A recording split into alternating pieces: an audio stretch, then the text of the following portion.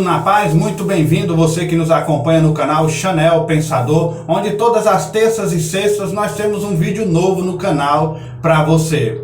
Hoje nós estaremos dando continuidade ao estudo sobre musicalidade divina. Nós vimos no primeiro vídeo algumas situações, a origem da música, de onde que ela surgiu, nós falamos sobre ocasiões. Vamos dar continuidade hoje, nesse estudo. Hoje nós veremos quais ocasiões os instrumentos eram tocados, quais são esses instrumentos, o significado de cada um deles. Nós veremos também como se originou a bateria, que muito é usada hoje, nos dias de hoje, como foi que ela surgiu a partir do símbolo sonoro. Vamos entender o que é um símbolo sonoro, certo? E a importância disso tudo, dessa instrumentalidade, da musicalidade para nós hoje. Essa é a sequência do estudo, musicalidade divina. Antes de mais nada, eu te convido, se você não se inscreveu no canal, se inscreva,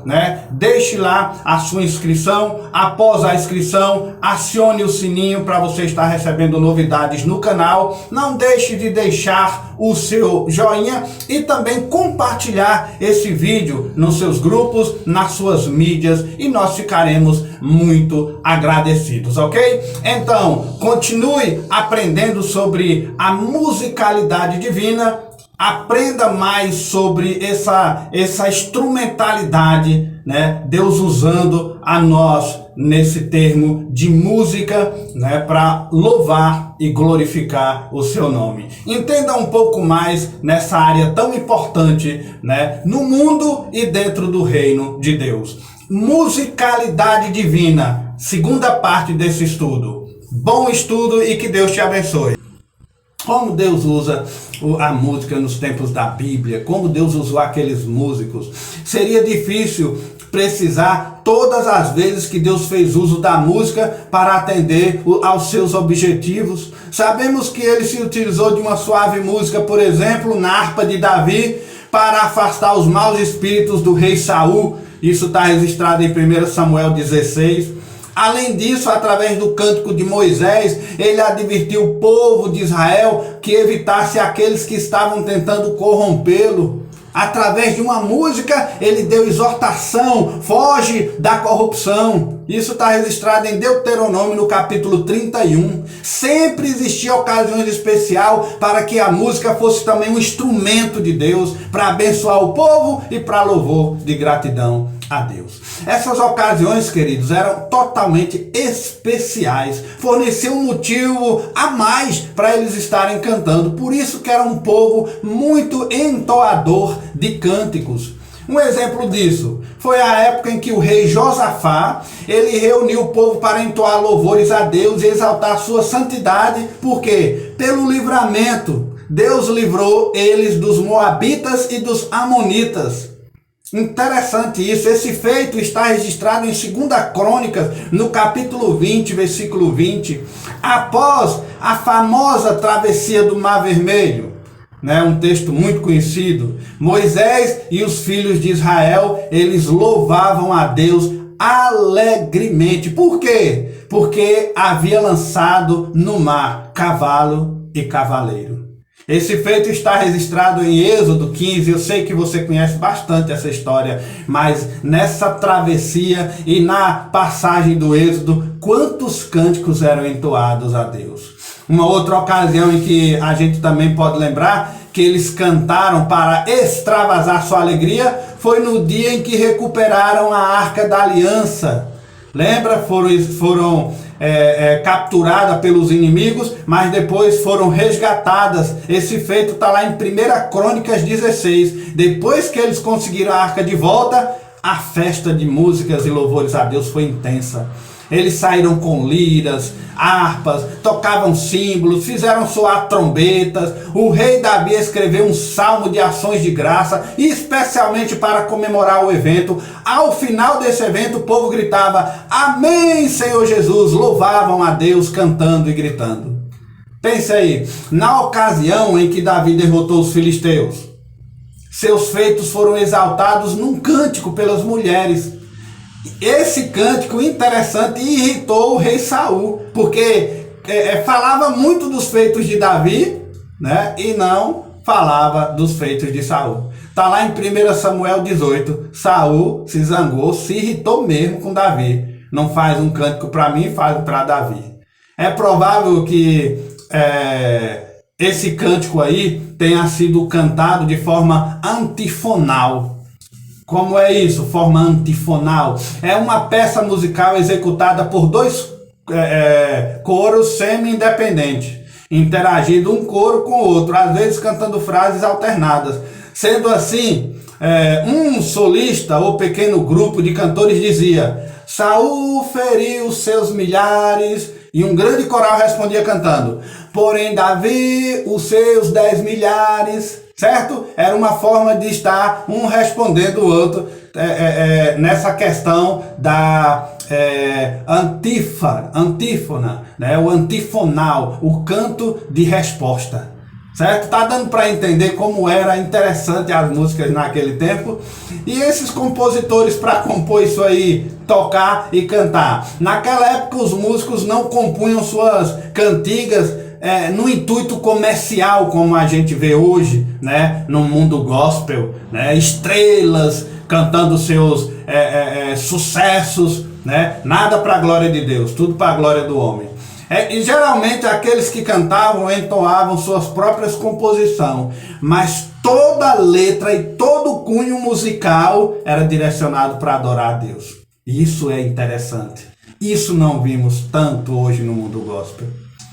Tanto o solista como os corais passavam muitas horas preparando as suas músicas, suas letras, para não ferir a Bíblia. Se isso pegasse hoje, no mundo de hoje, não teríamos tanta música gospel de qualquer jeito, né? Por qualquer coisa. Eles passavam horas para trabalhar algo que não ferisse a Bíblia. A Bíblia registra em 1 Reis capítulo 4 que um dos mais famosos compositores bíblicos foi o rei Salomão. Ele foi um homem de muitos talentos. Ele escreveu cerca de 1005 músicas. Rei Salomão. Interessante. Quais eram os instrumentos daquela época? Na época do povo de Deus, povo hebreu, quais os instrumentos que mais eram usados? Alguns eu já citei aí, mas vamos trabalhar um por um. A flauta, né? Eu me refiro à flauta antiga, né? Dos tempos antigos da Bíblia. Era um instrumento de madeira e não de metal. Possuía apenas um orifício pelo qual se controlava a altura do som. Hoje existe flauta com vários orifícios, mas aquelas primeiras, bem antigas, eram dessa forma. Arqueólogos na Alemanha afirmaram ter encontrado uma flauta entalhada no osso da asa de uma águia. Né? Esse instrumento que vocês estão vendo aí na tela, ele foi considerado o instrumento musical mais antigo do mundo. A descoberta revela que o homem da Idade da Pedra, famoso por suas habilidades de caça, também gostava de música. A flauta, ela é um instrumento de sopro que é um ancestral do clarinete. Conforme o Evangelho de Mateus capítulo 9, também Isaías capítulo 30, o tom da flauta, por ser bastante agudo, era ideal para funerais, principalmente para casamentos. Era o instrumento mais usado. Havia ainda outro tipo de flauta, parecida com a primeira e que era apreciada pelos pastores, né? Às vezes era feita de madeira, às vezes de osso. Era muito apreciada pelos pastores de ovelhas. Estavam ali no campo e teciam uma musiquinha pela harpa. Geralmente não eram tocadas no templo, mas era no dia comum das pessoas. A flauta antiga. Tem também a harpa. A harpa era feita com um bojo de vidro ou de peles, cujas bordas esticavam as cordas. Mas havia também quem a montasse sobre uma base de madeira ou ferro, metal. Geralmente se fabricava esses instrumentos com 10 e até 20 cordas. Possuía entre 10 a 47 cordas, sendo 11 mais graves, né? E eram feitas ou de metal ou de tripa de animal.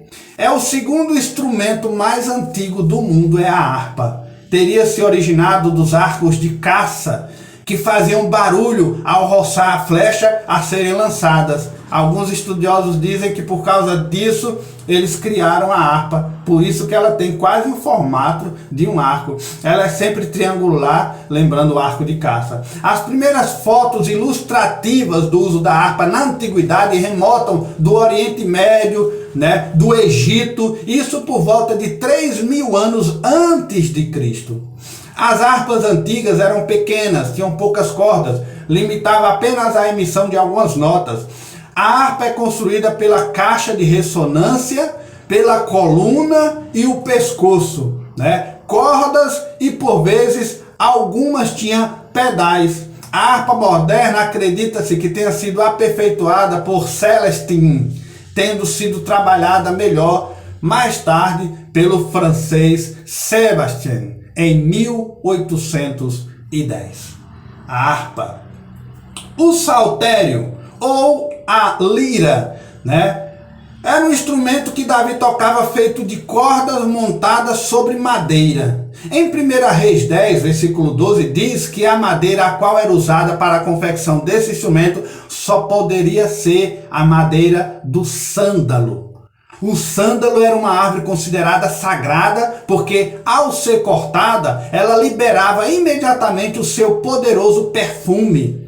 Não sei se você já ouviu um ditado que diz: o sândalo perfuma o machado que o fere. Pois é, o perfume do sândalo é considerado como um aroma de gratidão e elevação espiritual, principalmente na Índia, que é muito usado até hoje. Nos dias de Joséfo, fazia-se esse instrumento com 10 cordas. O termo hebraico que designa saltério, essa palavra na raiz hebraica significa quinor, traz na raiz da palavra a lira. Saltério, lira, quinor, mencionado por Mitchell, de 1377, o saltério foi muito difundido na França, na Inglaterra e na Espanha até o século XVI. E aparece lá na frente, com certeza, como o mais antigo antepassado do piano. Certo? Tem também a trombeta. Quem nunca já ouviu falar as trombetas da Bíblia? Constava de um tubo longo, suas pontas eram alargadas, à semelhança da boca de um sino, Era como se fosse a boca de um sino e uma flauta. Essa era a trombeta. A trombeta era de madeira, podia ser de prata, outros metais. Ela apareceu no Egito no 2º milênio antes de Cristo. Era um instrumento pequeno, reto, de uso militar e religioso, e tocavam apenas 2 notas. Já o trompete foi uma evolução da trombeta. Nas cerimônias do templo usavam-se sempre 2 trombetas de prata, Mas houve ocasião, foi passando o tempo e teve ocasião em que eram tocadas 120 trombetas lá no templo. Isso aí está registrado em 2 Crônicas, no capítulo 5, versículo 12. Muito falada em Apocalipse. Quem não ouviu falar das 7 trombetas apocalípticas? São tocadas uma por vez para eventos de fila apocalípticos que foram vistos na visão da revelação de Jesus Cristo por João, como está escrito no livro que João escreveu. Tem também um outro instrumento, o shofar. O shofar, tocado nas sinagogas, era um instrumento feito de chifre de carneiro de forma arredondada. Foi ele que os israelitas tocaram por ocasião das quedas das muralhas de Jericó. Está registrado em Josué no capítulo 6, versículo 20. E o termo ali empregado para shofar era iobel. Era a raiz da palavra desse instrumento. E o que Gideon e os seus companheiros também tocaram foram o shofar na fuga, onde os midianitas também estavam ali. naquela batalha. Você pode acompanhar esse relato aí de Gideon em Juízes, capítulo 7, né, do versículo 16 em diante. Um detalhe importante é que na confecção dele não se poderia usar chifre de boi. Qualquer chifre podia ser usado, menos o de boi, exceto o boi, o touro, né, da vaca, não podia usar, porque esses chifres são chamados em hebraicos de querem, né, e não shofar. E também pode ser lembrar, né, pode no sentido de estar lembrando do bezerro de ouro que aconteceu, né, que os filhos de Israel fizeram no deserto, na fuga do Egito. Aí por causa desses detalhes, eles não faziam o shofar, né, de chifre de boi, vaca, para não lembrar o bezerro de ouro. Detalhe aí interessante. Tem também um sexto instrumento chamado tamboril, né? Era um pequeno tambor semelhante ao pandeiro, feito de um arco de madeira, peles de animais afixados nele. Não muito diferente do nosso timbal de hoje, instrumento de percussão. Não era tocado no templo, mas era muito apreciado nas festas judaicas. Na ocasião em que Davi mandou trazer a arca de volta a Jerusalém, esse instrumento foi um dos que foram mais tocados na comemoração, o tamboril. Isso está registrado em 2 Samuel, no capítulo 6, versículo 5, que cita também ali outros instrumentos naquela comemoração, além de harpas, saltérios, pandeiros, símbolos, né?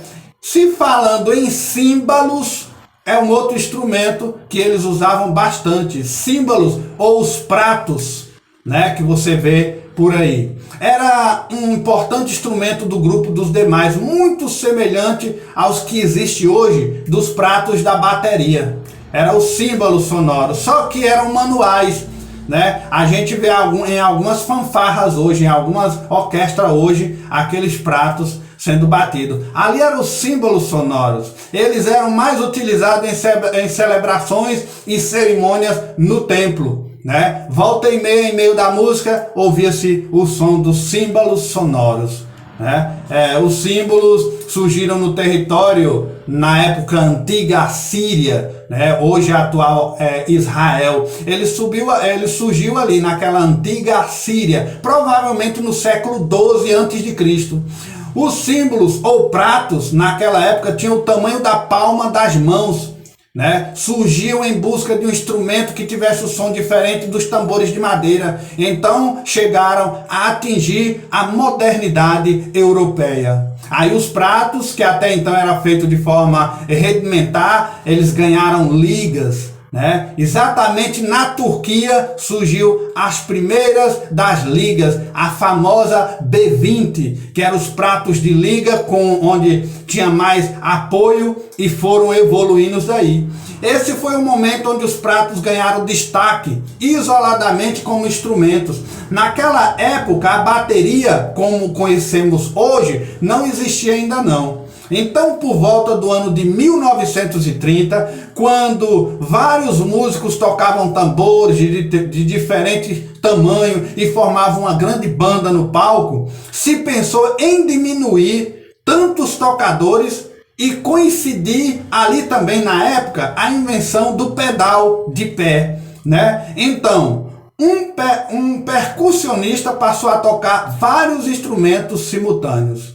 Aí por volta de 1930 surgiu as primeiras baterias com um formato parecido com o formato de hoje. Tinha o chimbal, tinha as caixas, tinha o bumbo. Depois foi que surgiu a união dos símbolos sonoros ou os pratos na bateria, e aí a gente vê vastidão de bateria que a gente vê hoje. Como já dissemos, a bateria surgiu devido à necessidade em diminuir a quantidade de integrantes no grupo de tocadores. E foi nesse contexto, aliado à inovação tecnológica, que os pratos e os tambores passaram a formar um único instrumento. Os pratos, né, os símbolos, os tambores. Aí já era na época de ter inventado o pedal, já botaram o pedal com um bumbo, e aí surgiu a bateria. Aqui os pratos passaram a ser como conhecemos hoje, né, com novas ligas, novos modelos, novos tamanhos.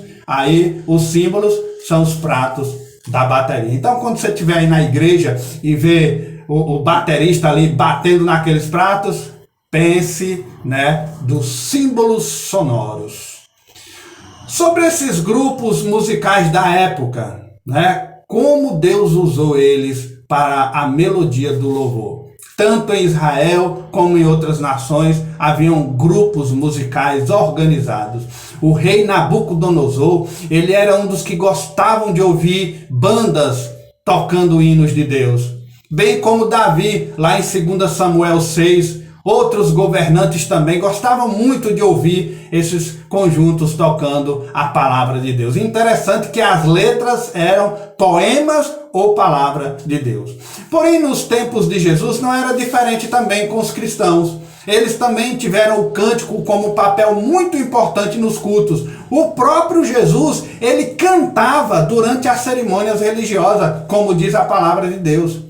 Exemplo disso, na ocasião da última ceia, antes de sair para o Monte das Oliveiras, Jesus e seus discípulos cantaram um hino. Está lá registrado em Mateus 26, versículo 30. É provável que eles tenham entoado o Salmo 115 a 18 ou o 113 a 14. Por que você diz isso? Porque costumeiramente se entoavam esses cânticos na época da Páscoa. Era o cântico praxe da Páscoa, né, dos judeus, era o Salmo 115 e o Salmo 113. Ao que parece, nos momentos de aflição, os cristãos obtinham renovadas forças através dos cânticos. Quando estavam na crise, na batalha, o que eles faziam? Vamos cantar um hino de louvor a Deus. Exemplo, quando Paulo e Silas estavam presos em Filipos, eles buscaram consolar na oração, no louvor, no cântico, os hinos, conforme está registrado em Atos 16, 25. Paulo olhando para Silas, vamos cantar um hino? Num momento de prisão, de masmorra, eles louvaram enquanto outros prisioneiros resmungavam, reclamavam, praguejavam, eles não estavam nem aí. Vamos louvar, Silas? Paulo e Silas cantando na prisão. Estes registros incentivaram muitos cânticos hoje. Muitas igrejas, né, muitos cristãos, os primeiros cristãos deram muito valor ao cântico. Era uma maneira de abrir o coração para Deus e para os outros, bem como promover a própria edificação, louvar, cantar. Paulo aborda a questão da música em 3 trechos de suas cartas, no livro de Efésios capítulo 5, em 1 Coríntios 14, em Colossenses 3,16. Ele aconselhava os crentes a entoarem salmos, hinos e outros cânticos espirituais, ensinava que eles deviam cantar e tocar. O crente devia aprender a tocar instrumento. Nos dias da tribulação, descrito em Apocalipse, destaca-se diversas manifestações totalmente musicais. Se você ainda não estudou o livro de Apocalipse, você vai entender que o livro todinho são manifestações musicais. No cântico dos 24 anciões que diziam, digno és de tomar o livro, Apocalipse 5, os 144 mil que já no final da tribulação, a Bíblia diz em Apocalipse 14, eles cantam um novo cântico. Esse é excepcional, é novo, é lançamento, um novo cântico eles vão cantar. Os vencedores que cantam o cântico de Moisés, está lá no final da grande tribulação, Apocalipse 15, eles vão cantar o cântico da vitória de Moisés. Para os judeus, queridos, com certeza a música tinha origem divina, pois uma concepção tão bela, né, sons tão bonitos, letras tão harmoniosas, com certeza só poderia ter vindo do céu, a mando de Deus. Por isso, incorporaram em suas festas, em suas cerimônias, nos templos, nas sinagogas e depois, naturalmente, veio de lá para cá e hoje nós temos os louvores na igreja. Ah, bem que os louvores hoje nas igrejas deveriam ser de adoração, de entrega, de gratidão, mas estão se transformando em shows gospel, só para balançar a carne. Que pena a gente ver certos louvores hoje em certas igrejas. mas o louvor se emprega até os dias de hoje. Uns adorando a Deus e outros fustigando a carne. Mas está aí, a musicalidade nos tempos da Bíblia. É o que a gente traz para você através desse vídeo. Esse foi o nosso estudo de como a música nos tempos da Bíblia tem um efeito muito interessante, importante e certamente é ligado a Deus. Eu espero ter esclarecido algumas dúvidas suas e espero também ter lhe incentivado a pesquisar mais sobre o assunto, que é muito bonito, a musicalidade bíblica. Tá ok? Que Deus te abençoe e que você possa compartilhar esse vídeo aí nos seus grupos, com seus amigos. Se você não se inscreveu, se inscreva agora então no término desse vídeo, ok? Até o nosso próximo encontro no canal e que Deus te abençoe.